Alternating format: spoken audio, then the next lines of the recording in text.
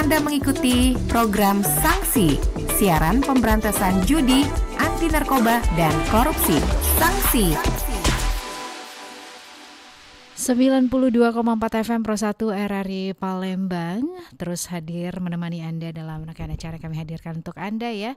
Di siang hari ini saatnya program Sanksi, suara anti narkoba, korupsi dan juga judi mengisi ruang dengar Anda. Di hari ini, hari Rabu 24 Desember 2025, saya Esi ditemani rekan Bunga mengucapkan salam jumpa dan selamat mengikuti.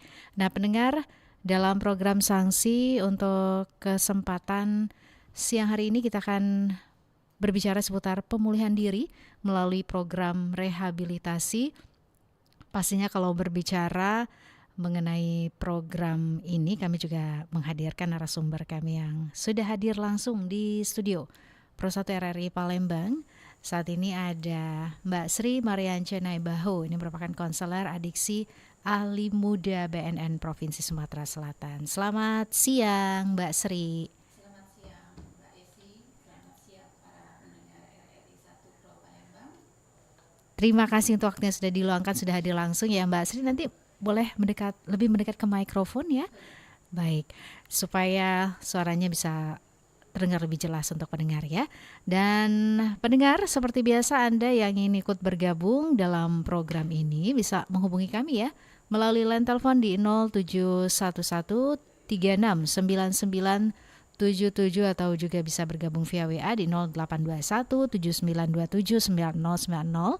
Dan Mbak Sri juga pendengar, Sanksi ini kami juga hadirkan di kanal YouTube Pro 1 RRI Palembang. Jadi pendengar bisa menyaksikan langsung ya, dan juga bisa ikutan bergabung di kolom live chat yang ada di YouTube Pro 1 RRI Palembang, dan juga bisa didengarkan via RRI Digital di App Store dan juga Play Store.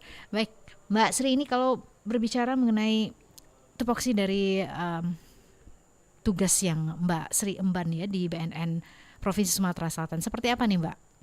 Ya, saya di BNN Provinsi Sumatera Selatan itu sebagai konselor, jadi tugas kita, saya tidak enak mengatakan kalau kita memimpin ya, jadi gitu ya, tapi lebih kepada membimbing atau mendampingi para penyalahguna narkoba untuk tidak lagi menggunakan narkoba, seperti itu Mbak Esi. Baik, kalau untuk kasusnya ya Mbak Sri, gimana nih di Sumatera Selatan ini ya? Kalau untuk kasusnya di Sumatera Selatan ini sesuai dengan hasil penelitian pada tahun 2019, Sumatera Selatan kan menempati peringkat kedua prevalensi penyalahguna di Indonesia setelah Sumatera Utara. Gitu. Jadi untuk tahun ini saja di Sumatera Selatan, di BNN khususnya, kita sudah melakukan layanan rehabilitasi sebanyak 451 penyalahguna yang dirujuk ke BNN Provinsi Sumatera Selatan maupun BNN Kabupaten Kota. Kemudian kita juga Mbak Esi, kita bermitra dengan lembaga rehabilitasi komponen masyarakat, dan kita juga mendapatkan data dari mereka. Untuk tahun 2025 mereka sudah melakukan layanan rehab inap di yayasan sebanyak 1.121, jadi termasuk cukup banyak gitu yang sudah direhab. Tapi saya yakin yang belum direhab itu lebih banyak lagi sebenarnya. Baik, Mbak Sri, ini kalau berbicara mengenai penyalahgunaan narkoba seperti itu ya, dari mungkin yang sering dihadapi teman-teman di BNN Provinsi Sumatera Selatan, ini apa sih yang menjadi penyebabnya yang paling dominan gitu ya Mbak Sri? Yang paling banyak sebenarnya dari tahun-tahun sebelumnya juga berdasarkan penelitian, alasan orang pakai itu paling banyak itu karena ajakan teman. Kalau saat ini di dashboard data klien BNN RI melalui aplikasi Sirena, saat ini paling banyak masih tetap di posisi itu karena ajakan teman, kemudian karena lingkungannya yang banyak penyalahgunaan, ketersediaan barang yang cukup banyak gitu ya. Jadi kalau bahasa mereka itu beli barang itu gampang Bu, seperti beli kacang goreng gitu. Kemudian karena ingin mencoba atau penasaran, bersenang-senang karena ada konflik keluarga, kemudian karena beberapa penyalahguna Pertamina ini sebenarnya banyak kita jumpai ke penyalahguna yang berprofesi sebagai supir atau kuli panggul, khususnya di pasar-pasar ya Mbak Esi ya, itu banyak sekali. Oke, jadi itu yang menjadi penyebabnya ya Mbak Sri ya. Nah, ini kalau dari BNN Provinsi Sumatera Selatan sendiri ya, khususnya di bidang Mbak Sri, apa yang program-program apa yang sudah dilakukan tentunya? Kalau di BNN sendiri kan itu ada 2 program Mhm. rehabilitasi itu, jadi perlu saya sampaikan ketika kita berbicara masalah rehabilitasi ini akan berbicara proses yang cukup panjang ya, karena seperti bahasa yang topik kita hari ini pemulihan, tapi bukan sembuh tapi pulih. Artinya sewaktu-waktu penyakit itu, kita sebutnya penyakit itu bisa kambuh kembali gitu. Jadi proses seumur hidup. Ketika orang sudah pernah mencoba, kita tahu manusia itu pada dasarnya ingin mendapatkan sesuatu yang senang ya, sesuatu yang menyenangkan, kemudian menghibur gitu. Dan ini memberikan jawaban untuk itu tanpa mereka sadari bahwa ketika mereka semakin edik, mereka semakin terjerumus yang pada akhirnya bisa mengarah ke gangguan jiwa gitu. Jadi kalau di BNMP Sumsel sendiri kita hanya memberikan program rehabilitasi rawat jalan. Untuk rawat inap kita ada 6 tempat punya BNN, itu Balai Besar Babes Lido, kemudian Balai Rehabilitasi Makassar yaitu Badoka, kemudian Balai Rehabilitasi Tanah Merah di Samarinda, kemudian Loka Rehabilitasi di Batam, Loka Rehabilitasi di Kalianda, dan Loka Rehabilitasi di Deli Serdang atau Medan. Itu yang rawat inap. Sedangkan rawat jalannya untuk di Indonesia sendiri milik BNN itu ada sekitar 214 lembaga.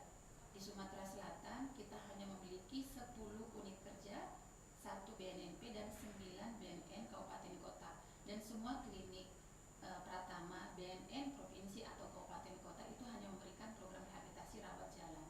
Seperti itu, Bu Esi. Oke, kalau untuk tantangannya apa yang dihadapi teman-teman di BNN Provinsi Sumatera Selatan khususnya dalam pemulihan ini ya, program pemulihan diri melalui rehabilitasi Mbak Sri, yang Mbak Sri hadapi mungkin? Iya, kalau tantangannya cukup banyak ya. Jadi program rehabilitasi ini kan yang kita tujukan sebenarnya bukan hanya pada penyalahguna, tapi juga ke lingkungannya. Jadi ada intervensi terhadap lingkungan ataupun terhadap keluarga. Jadi perlu saya sampaikan ketika kita memberikan rehabilitasi kepada salah satu klien, kita pasti akan memberikan intervensi kepada keluarga, karena bagaimanapun yang merasakan dampak dari perbuatan atau dampak dari si klien tadi adalah keluarga. Terkadang bukan cuma hanya keluarga yang kita intervensi, seperti contoh baru-baru ini ketika itu dialami oleh salah satu siswa gitu ya, ke sekolah pun kita ada advokasi. Jadi pendekatannya itu holistik, Mbak Esi. Kita nggak bisa serta-merta hanya anaknya saja, karena si anak atau si klien ini, kita sebutnya klien, si klien ini pun dia kan berdiri di lingkungan sosial yang nggak mungkin berdiri sendiri, seperti itu. Oke, jadi seperti itu ya Mbak Sri. Nah, Mbak Sri, kalau kita lihat juga ya untuk program rehabilitasi ini sebenarnya seperti apa nih untuk para pecandu, bisa dibilang seperti itu? Apakah ada prosedur yang harus ditempuh ya? Atau biasanya seperti apa sih orang-orang yang mengikuti program ini? Oh iya, untuk mengikuti program rehabilitasi itu sebenarnya sangat mudah, tetapi bisa saya sampaikan institusi negara yang konsen di bidang rehabilitasi narkoba itu di BNN gitu. Tetapi orang cenderung banyak takut datang ke BNN, mungkin karena bahasa BNN itu cenderung ke penangkapan ya. Jadi di sini perlu kami sampaikan kepada para pendengar bahwa rehabilitasi di BNN itu tidak semenakutkan yang dibayangkan. Sebenarnya menyenangkan ketika Anda atau misalnya penyalahguna datang ke BNN, itu akan mendapatkan support system yang baru. Jadi Mbak Esi banyak klien yang datang ke kita itu dengan segudang permasalahan. Untuk saat ini di BNN sendiri, kebanyakan yang datang ke kita memang masih dari rujukan polisi ya. Sedikit sekali yang datang dengan kesadaran sendiri, voluntary ya bahasa kita. Mungkin paling sekitar 10% yang datang, baik datang sendiri ataupun diantar oleh keluarga. Tapi kebanyakan yang diantar keluarga pun itu sudah cenderung tanda kutip pemaksaan gitu. Kalau program rehabilitasi sudah datang dari diri sendiri, itu akan menyenangkan program rehabnya. Sinerginya dengan dia menyenangkan, dengan keluarganya pun akan menyenangkan. Tapi ketika misalnya dia biasanya dari hukum nih, dari rujukan hukum, itu sedikit agak susah ya untuk menyadarkan mereka konsisten dalam program rehabilitasi. Gitu. Oke. Nah, ini untuk pendengar yang ingin bergabung silahkan ya, kami undang peran sertanya bisa langsung hubungi kami melalui line telepon di 0711369977 atau juga bisa bergabung via WA di 082179279090 atau juga bisa bergabung via kanal YouTube Pro 1 RRI Palembang di kolom live chat yang kami hadirkan. Nah, ini kalau untuk program rehabilitasinya sendiri, Mbak Sri, yang diberikan ini berupa apa nih? Boleh diinformasikan tentunya untuk pendengar kita. Oh iya, untuk rehabilitasi rawat jalan biasanya kita lebih kepada biasanya diawali assessment ya.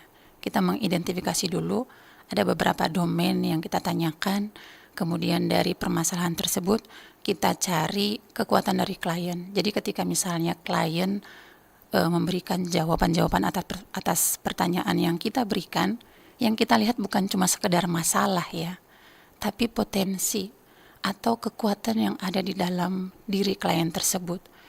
Banyak pengalaman kita nih di kantor, banyak ketika assessment ataupun misalnya konseling pertama, itu masih banyak tanda kutip bohongnya gitu ya. Mungkin mereka merasa takut, jangan-jangan nanti ini diinfokan nih ke bidang berantas, ntar kami ditangkap gitu. Padahal data yang diberikan oleh klien ke kami itu rahasia. Jadi yang tahu itu hanya bidang rehabilitasi saja dan klien. Dan ketika misalnya klien mengatakan, Bu, tolong informasi ini jangan disampaikan ke pihak sekolah, misalnya dia datang sendiri ya Bu Esi ya, Mbak Esi, jangan disampaikan ke pihak sekolah atau ke kantor, itu kita tutup rahasianya. Di program rehabilitasi ini kita akan menggali potensi itu, dan potensi itu yang kita gunakan untuk membangun dan memotivasi klien untuk berubah. Jadi sebenarnya untuk rawat jalan memang dibutuhkan komitmen yang cukup kuat untuk keberhasilan program tersebut. Ketika misalnya di program rehabilitasi rawat jalan yang dia belum bisa komitmen, mungkin karena faktor lingkungan. Jadi rehabilitasi rawat jalan ini kan seminggu sekali nih Mbak Esi balik ke rumah, datang lagi ke kantor BNN untuk melakukan konseling atau pertemuan. Ketika dia merasa atau konselor merasa ini nggak bisa nih rehabilitasi rawat jalan, itu biasanya kita rujuk ke rehabilitasi rawat inap. Kenapa? Pembentukan karakter atau kebiasaan baru kan tentu butuh suatu tindakan yang intens dan lebih enak kalau dilakukan di lingkungan terkontrol. Itu tadi, ketika misalnya klien sudah kita rasa perlu rawat inap, kita rujuk ke lembaga rehab milik BNN yang 6 tadi yang saya sebutkan, itu biayanya gratis. Yang menjadi beban keluarga atau tanggung jawab keluarga adalah akomodasi ke sana atau ke lembaga rehabilitasi komponen masyarakat yang berbayar. Bayarannya sekitar 3 lumayan mahal, 3-5 juta. Untuk tahun ini kita kerjasama dengan 15 lembaga rehabilitasi, ada Ar-Rahman, Cahaya Putra Selatan Palembang, Mitra Mulia Banyuasin, Karunia Insani Musirawas, Yayasan Cahaya Kusuma Bangsa Muarenim, Musi Bersinar Sekayu, Bekisa Pagaralam, CPS Sekayu, Karunia Insani Lubuk Linggau, Ras Musirawas, Nawasena, Ras Muratara dan Ras Lubuk Linggau, serta CPS Muratara dan CPS Oku. Jadi Mbak Isi, perlu saya sampaikan juga kepada para pendengar, ketika ada keluarga yang direhabilitasi di lembaga tersebut yang merupakan mitra kerja kita atau BNN Provinsi Sumatera Selatan, ada sesuatu hal misalnya nih yang tidak menyenangkan atau pelanggaran hak asasi manusia gitu ya, itu boleh dilaporkan ke BNN. Jadi memang fungsi kita juga melakukan pengawasan ke lembaga rehab tersebut, di mana untuk layanan rehabilitasi itu sudah ada standarnya. Jadi seperti minuman gitu ya, atau misalnya baju aja ada SNI gitu ya. Layanan rehabilitasi nafsa juga itu ada SNI-nya Mbak Isi. Jadi SNI 8807 tahun 2022. Memang hingga saat ini itu belum ditetapkan wajib bagi semua lembaga rehab, tapi mengarah ke sana. Saat ini untuk Sumatera Selatan sendiri, BNN Provinsi, Kabupaten, Kota itu sudah memenuhi lah ya standar layanan tersebut. Itu banyak tuh standar layanannya. Tidak boleh ada pelanggaran HAM, kemudian tidak boleh ada teralis segala macam. Dan kita BNN Provinsi Sumatera Selatan dan jajaran itu mendampingi lah lembaga rehabilitasi ini supaya bisa memenuhi standar tersebut. Itu untuk menjaga masyarakat juga yang direhab. Baik, Mbak Sri, ini biasanya program yang diberikan di rehab tersebut berapa lama? Kalau untuk rawat jalan, kita ada intervensi singkat sekitar 1-4 kali pertemuan. Jadi ini diberikan kepada penyalahguna yang kriteria penyalahgunaannya ringan sampai sedang. Bisa juga sampai 8 kali, jadi tergantung kebutuhan. Ngapain di sana? Kita ada konseling, kemudian dari masalah tadi diidentifikasi masalahnya apa, dia butuh dimotivasi-kah, butuh difasilitasi-kah dengan keluarga atau dengan pihak kerja gitu ya, dunia kerjanya gitu. Itu kita ambil peran di sana. Itu rehabilitasi rawat jalan. Tapi untuk rehabilitasi rawat inap itu sekitar 3-6 bulan. Jadi sebenarnya balik lagi ke kebutuhan kliennya gitu. Seperti apa sih rawatan yang dibutuhkan. Ada beberapa orang kategorinya sebenarnya bukan sedang, tapi udah mengarah ke berat.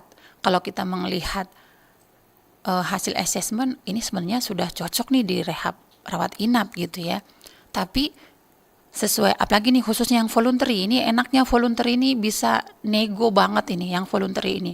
Kecuali rujukan yang aparat hukum, wassalam ya, apapun rekomendasi dari tim, itu harus diterima, entah rawat inap, entah rawat jalan. Tapi yang voluntary ini bisa nego. Contohnya seperti ini.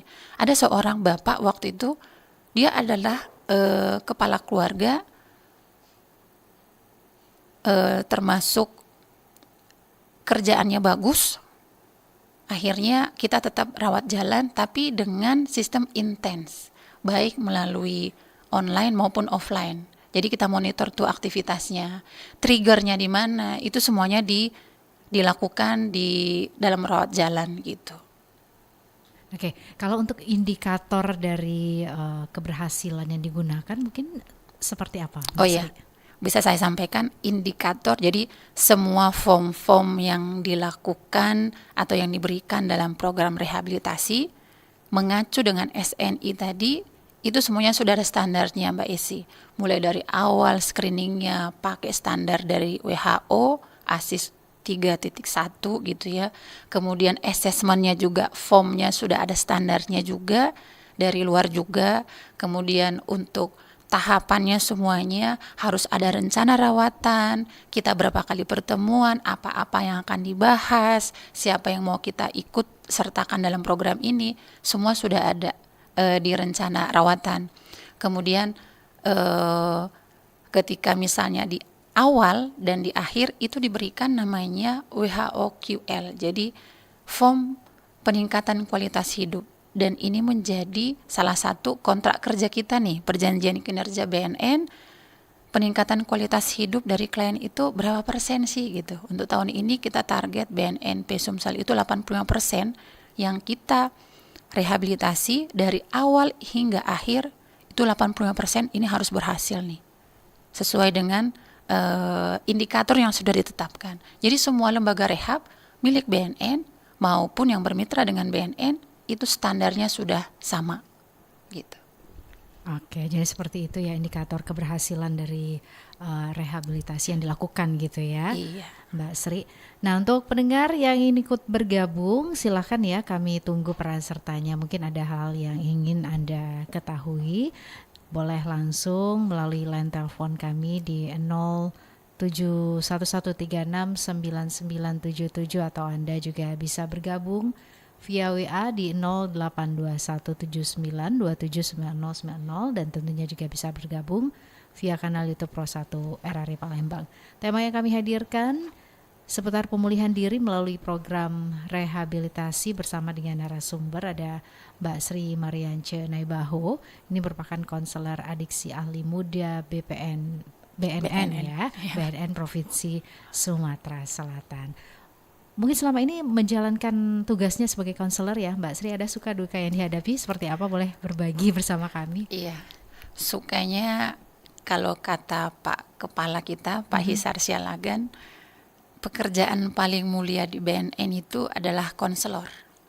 Jadi apalagi ketika kita bisa membawa seseorang menjadi berarti dalam hidupnya, semakin dihargai oleh keluarga, itu sangat luar biasa. Jadi ibaratnya ketika kita bisa berhasil gitu ya mengangkat dia dari lembah hitam gitu, mungkin itu luar biasa.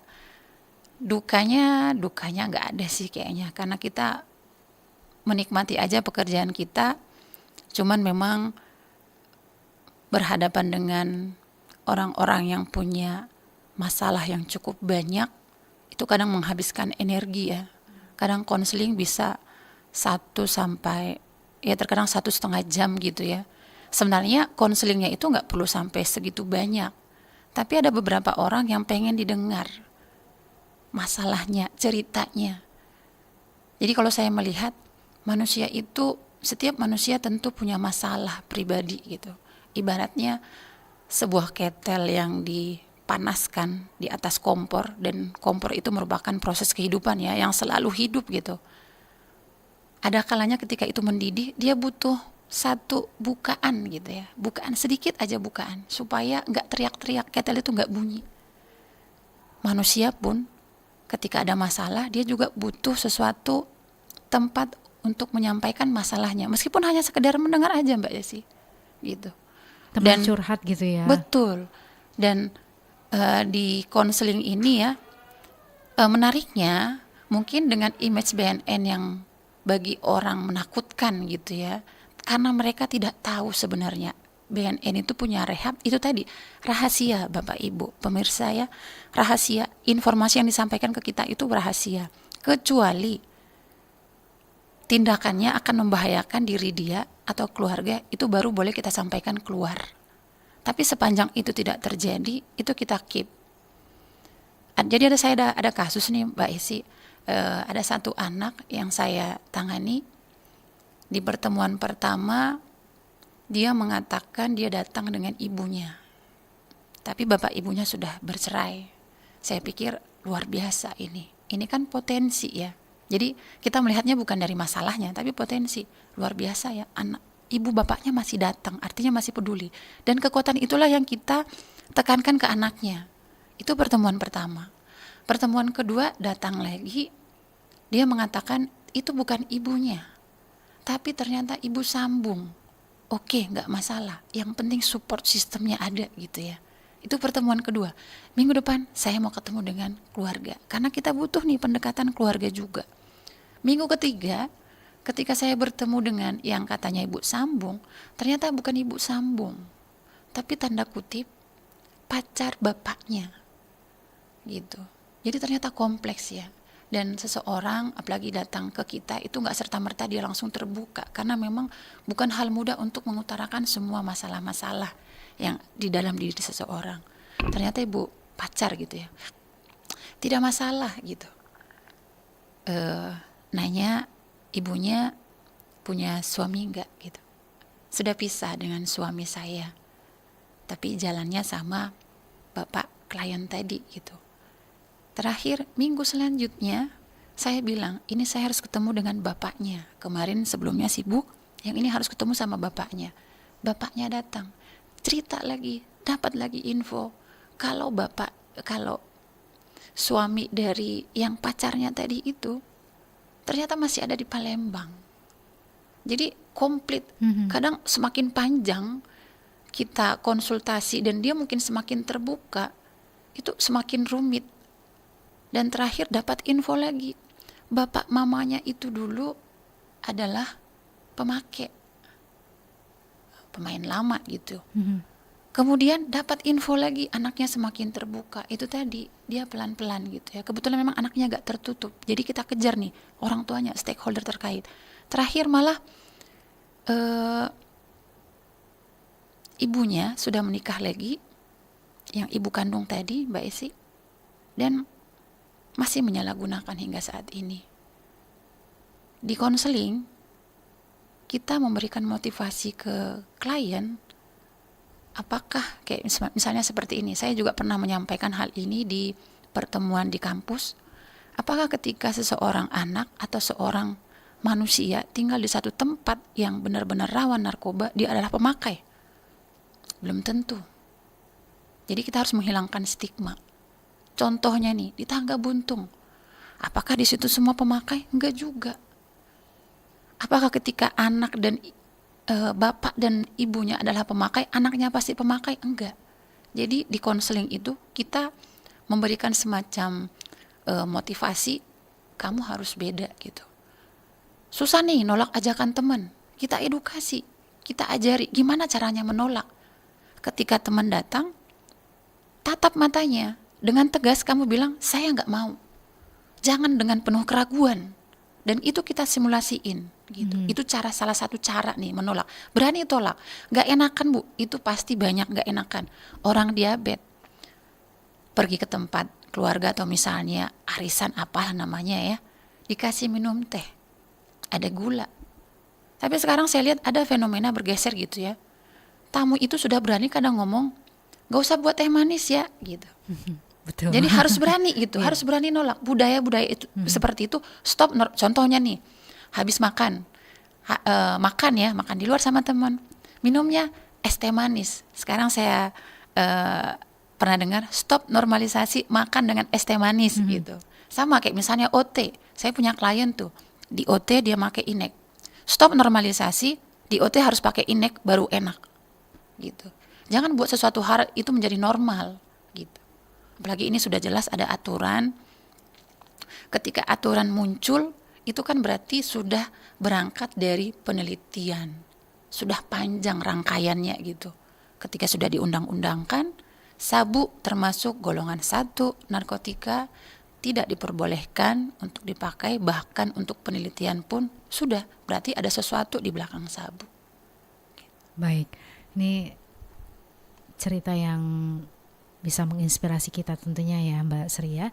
Tapi kita nanti lanjutkan kembali, kita jeda sebentar ya Mbak Sri. Pendengar juga yang ingin ikut bergabung silakan, masih ada kesempatannya, bisa langsung melalui line telepon di 0711369977 atau juga bisa bergabung via WA di 082179279090. Kami menghadirkan tema seputar pemulihan diri melalui program rehabilitasi bersama dengan Mbak Sri Mariance Nebaho, konselor adiksi ahli muda BNN Provinsi Sumatera Selatan. Tetap terus bersama kami.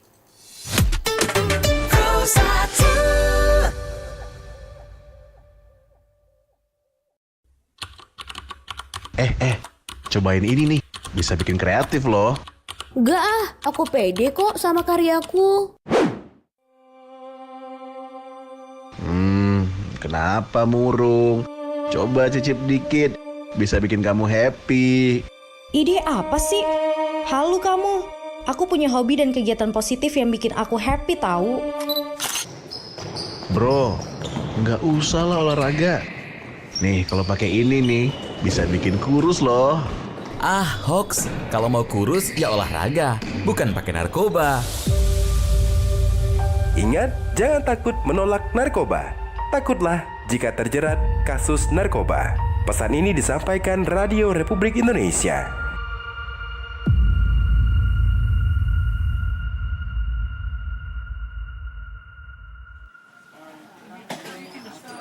Bagaimana kondisi anak saya, dokter? Maaf Bu, saya harus terus terang pada Ibu sebagai orang tua Wendy. Ya. Karena dari hasil pemeriksaannya, anak Ibu ternyata positif pengguna narkoba, Bu. Apa? Narkoba? Bagaimana mungkin, Dok? Anak yang saya banggakan ini terkena narkoba, Dok. Apa dokter tidak salah, Dok? Tidak mungkin rasanya anak saya pengguna narkoba, Dokter. Tapi itulah hasilnya, Bu. Sudah kami lakukan tes berulang kali, tapi hasilnya tetap sama. Anak Ibu positif pengguna narkoba. Tidak mungkin, Dok. Bagaimana masa depan kamu, Nak? Anak Ibu masih tetap bisa disembuhkan, asalkan Ibu dan juga keluarga penuh kasih sayang untuk selalu mengawasi dan juga memantau perkembangan jiwanya. Insya Allah Wendy bisa disembuhkan, Bu. Terima kasih, Dokter. Lindungi, jagalah keluarga yang Anda cintai dari bahaya narkoba. Masa depan anak Anda menentukan nasib bangsa ke depan.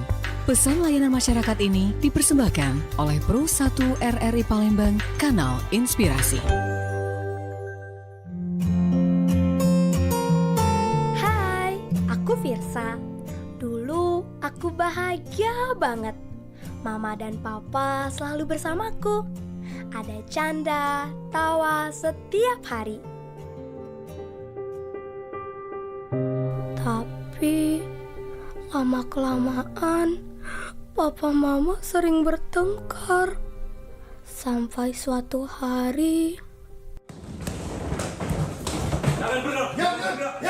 Diam kamu. Diam. Kami dari Satuan Reserse Narkoba bahwa Anda diduga telah melakukan penyalahgunaan narkoba. Mana buktinya, Pak? Coba. Papa salah jalan. Dia memilih narkoba sebagai temannya. Sekarang kebahagiaanku hilang. Aku benci narkoba.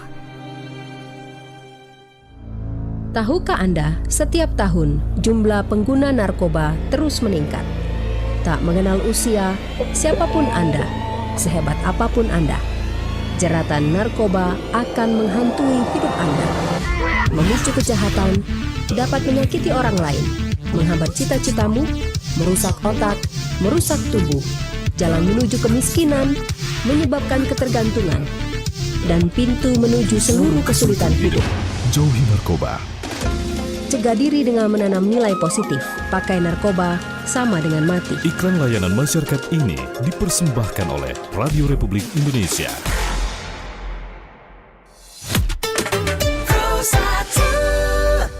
Terima kasih pendengar masih terus bersama kami di program Sanksi, Suara Anti Narkoba, Korupsi dan juga Judi.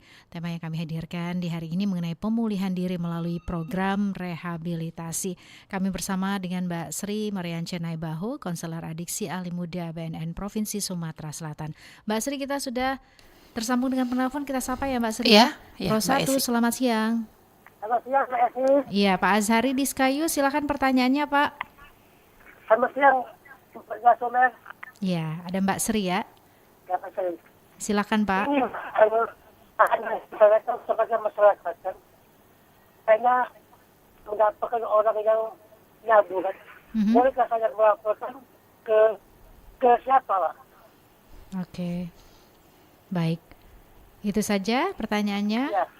Ya, Assalamualaikum. Waalaikumsalam warahmatullahi wabarakatuh. Dari Sekayu nih Mbak Sri. Iya. Ada Pak Azhari tadi ya mengajukan pertanyaan kalau misalnya ada yang nyabu, ini melaporkannya kemana? Oh iya, selamat pagi ini Pak Azhari di Sekayu. Boleh saya infoin juga, di Sekayu sekarang di Kecamatan Lais kita lagi standby Pak Azhari. Itu namanya rehabilitasi keliling. Saya tadi belum singgung ya Mbak Esi ya. Rehabilitasi keliling punya BNN Provinsi Sumatera Selatan. Di sana saat ini Pak, Bapak, itu ada dokter kita juga di sana, perawat ada di sana, konselor juga ada di sana. Untuk tempat rehabilitasi di Sekayu itu ada IPWL Bapak. Jadi Kemenkes sendiri sebenarnya sudah menetapkan di tahun 2025 di Indonesia ada 1.494 IPWL, institusi penerima wajib lapor, yang ditetapkan sebagai lembaga rehabilitasi. Jadi kalau ada masyarakat yang terindikasi menyalahgunakan narkoba boleh datang ke lembaga rehabilitasi tersebut. Di Sumatera Selatan sendiri IPWL itu ada 84 lembaga rehabilitasi. Atau punya Kemensos, di tahun 2005 sudah ditetapkan sebanyak 115 lembaga rehab, dan di Sumatera Selatan sendiri ada 7.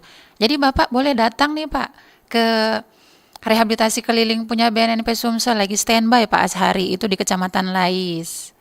Ada rekan-rekan kita di sana. Ke lembaga rehab boleh Pak, baik milik pemerintah atau milik swasta juga boleh. Silahkan datang ke sana. Baik, kalau untuk kontak person yang bisa dihubungi ada kontak person misalnya nih saat ini Bapak ya, kita ada nomor handphone khusus WA atau call center Klinik Pratama BNN Provinsi Sumatera Selatan di 0851 1756 3098. Boleh diulang sekali lagi Mbak? Saya ulangi ya.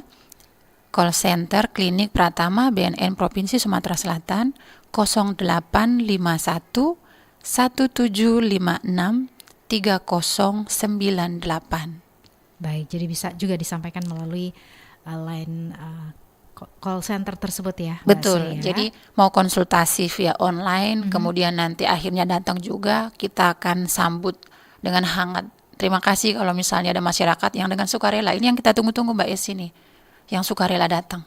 Gitu. Baik, ada upaya mungkin dari BNN Provinsi Sumatera Selatan sendiri bagaimana untuk meningkatkan seperti itu ya, peran serta aktif dari masyarakat Mbak Sri? Oh iya, kalau dari BNN sendiri ya secara keseluruhan kan dari pencegahan juga sudah ada ya, ke guru-guru BK memberikan soft skill supaya bisa mendeteksi nih di sekolah-sekolah, karena bisa kita lihat di tahun 2021 sampai 2023 kan prevalensi penyalahguna di tingkat anak sekolah itu meningkat. Dan ini sangat membahayakan ketika generasi muda sudah rusak, bangsa ini mau dibawa kemana gitu. Terakhir kita ada satu kegiatan, kita melakukan screening untuk anak-anak SMA dan semuanya laki-laki di satu kegiatan. 175 siswa Mbak Esi yang benar-benar bersih, tidak pernah merokok sama sekali, itu 10%. Kemudian 43% itu sudah pernah merokok dan kebanyakan perokok berat malah, anak SMA zaman sekarang. Kemudian 29% itu pernah merokok dan alkohol. Ini saya pisahkan ya, kenapa dengan alkohol, karena kan belum pernah ya penangkapan karena banyak minum alkohol gitu ya. Kemudian 18% itu sudah pernah merokok dan menggunakan zat lain. Itu ada yang sudah pernah pakai inek, sabu, kemudian ganja, dan yang paling populer di akhir-akhir ini mungkin teman-teman sudah tahu, pendengar sudah tahu, itu sinte yang disemprotkan ke tembakau, kemudian dihisap dan peredarannya luar biasa. Saya ada klien tuh satu, bapak-bapak udah punya anak 3, kemudian penjualannya lewat online ya. Dia bisa buka di IG, cari aja langsung ketemu tuh. Pesan-pesan segala macam, bayar lewat Dana, tinggal ditanya, Bapak tinggal di mana? Saya daerah, misalnya nih, saya daerah Bukit. Oke Pak, saya udah stok barangnya di dalam pot ini segala macam. Dan itu dibungkus di klip plastik, jadi aman, mungkin berhari-hari aman, tinggal ngambil barang di sana dan gak ketemu dengan penjual. Dan beliau mengatakan, saya pernah Bu, sekilas saya pernah video call, saya mau mastiin barangnya kok nggak ada di sini gitu. Ada Pak, dan itu sepertinya anak-anak sekolah. Ini sangat miris ya, sangat miris, sangat menyedihkan sebenarnya ketika anak generasi muda aja sudah terpapar segitu dalam gitu ya. Mau gimana lagi? Karena boleh saya sampaikan, pendengar, narkoba muara akhir dari penyalahgunaan narkoba adalah gangguan jiwa. Jadi banyak sekali Mbak Esi yang datang konsultasi ke kita, itu sudah di tahap akhir, sudah gangguan jiwa. Anaknya sudah gak bisa mengendalikan emosi, sudah marah-marah, bahkan sudah halusinasi, sudah berani bawa sajam gitu ya, ngancam orang tuanya, gak ngasih duit untuk beli barang tadi. Saya udah bawa pisau nih gitu, minta duit gitu. Orang tuanya udah ketakutan. Datang ke BNN itu dalam kondisi, Bu, bisa gak anak saya ditangkap? Program rehab sendiri kan kita berharap ini kan bukan kasus penangkapan ya, tapi keluarganya yang datang bawa. Tapi ketika misalnya, Bu, tangkap aja Bu. Bahkan yang paling miris, Mbak Esi, ada seorang ibu pernah datang minta anaknya ditembak mati aja. Sampai ngomong, Bu, boleh nggak minta tolong? Di sini ada polisi kan, Bu, gitu. Dengan ya kita paham lah ya, psikologis si ibu tadi. Bu, tembak mati aja, Bu, ada polisi di sini. Saya tidak akan nuntut, Bu. Saya tidak akan nuntut. Bapaknya udah nggak ada. Saya, Bu, yang mati kalau dia nggak mati. Kita mau gimana lagi gitu? Karena efeknya sudah sedemikian rupa, udah merusak otak. Mungkin karena sifatnya adiksi ya, candu. Jadi orang cenderung pengen mengulang lagi, dan itu hal yang manusia kan memang pengen mencari kesenangan ya. Tapi ketika itu sudah merusak otak, itu nggak bisa dibalikin lagi. Terakhir kita pasti rujuknya ke psikiater. Untuk apa? Untuk diberi obat mungkin, untuk menekan keinginan-keinginan tadi, tindakan-tindakan yang sudah nggak bisa dikontrol gitu. Oke, seperti itu jadi ya Mbak Sri ya. Baik, Mbak Sri, ada pesan motivasi yang sederhana tapi paling efektif seperti itu ya, untuk bisa mencegah ataupun juga untuk bisa masyarakat, utamanya generasi muda, jangan sampai menggunakan narkoba. Yang pasti sayangi diri kita, jauh dari narkoba. Itu salah satu bentuk tertinggi menyayangi diri ya. Sayangi diri kita, sayangi anak kita, sayangi lingkungan kita. Kalaupun Anda atau keluarga Anda sudah terpapar narkoba, silakan bawa rehabilitasi sebelum terlambat. Karena ketika sudah terlambat, rehabilitasi narkoba tidak akan bisa menerima. Kami hanya bisa merujuk ke rumah sakit jiwa jatuhnya. Gitu. Jadi itu tadi sih, sayangi diri, jauhi narkoba. Itu sih Mbak Esi. Ya, baik, untuk para konselor mungkin apa yang bisa disampaikan juga, karena kan menjadi konselor bukan tugas yang mudah juga untuk bisa menghadapi berbagai macam karakter nih. Gimana Betul. Mbak Sri, mungkin boleh berbagi juga ceritanya. Untuk para konselor ya, saya berharap tetap bisa menjaga diri juga. Maksudnya apa Mbak Esi? Karena menghadapi klien itu terkadang bukan hal yang mudah ya. Konselor juga manusia, kadang emosinya kan bisa naik turun juga. Jadi Anda yang menyalahgunakan narkoba ada masalah, emangnya konselor nggak ada masalah, kita juga ada masalah ya gitu. Oke, di fase itu kalau buat Mbak Sri sendiri apa yang dilakukan? Nah, kalau di fase itu yang pertama pasti kita belajar membuka pikiran kita, urusan kantor gitu ya, urusan kita. Jadi begitu masuk ruang konseling, ketemu dengan klien, kita buang tuh masalah kita fokus dengan klien kita mindset kita yang perlu kita rubah. Dan khususnya konselor yang di lembaga rehabilitasi, saya apresiasi, semoga tetap bisa kuat memberikan layanan ya, karena ini memang pekerjaan mulia gitu. Kalau untuk jumlahnya sendiri di BNNP Sumatera Selatan berapa banyak nih untuk konselor Mbak Sri? Konselor saat ini ada 6. Iya. Sudah ideal kah? Atau memang perlu tambahan lagi? Sebenarnya perlu tambahan ya. Mungkin Mbak Esi tahu ya, selain pekerjaan konselor kan di kantor ada pekerjaan lain ya. Betul. Yang harus kita kerjakan gitu. Belum ideal sih, apalagi jika dibandingkan dengan jumlah penyalahguna atau klien yang datang ke kita, karena butuh intens Mbak Esi. Sebenarnya kalau kita mau bekerja, benar-benar bekerja gitu ya, ketika klien nggak datang, kalau kita mau bekerja nih, datang ke rumahnya, kita home visit. Tapi terkadang memang tidak segampang itu melakukan home visit. Kita juga memikirkan diri kita, klien kita ini tinggal di daerah mana, rawan atau tidak. Menolong sih bisa, tapi kan kita juga harus memikirkan diri kita juga gitu. Tapi nggak terputus di situ sih. Sebenarnya ada beberapa klien yang ngomong, Bu, kalau datang, saya punya klien tuh di Tangga Buntung. Bu, kalau mau datang nanti ngomong-ngomong ya Bu, biar saya jemput ke depan. Artinya dia aja menilai ketika orang lain datang ke daerah rawan, itu kan akan menjadi perhatian ya. Apalagi misalnya tahu dari BNN, bisa bahaya di kita. Selain home visit yang kita lakukan, jadi program rehabilitasi itu Mbak Esi, ada rehabilitasi di kantor, di klinik kita, kemudian namanya ada pasca rehabilitasi.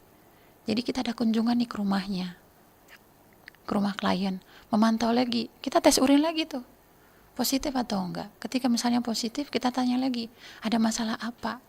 Dan terkadang itu masalah itu kompleks ya, saya akan terlalu panjang saya ceritakan di sini gitu.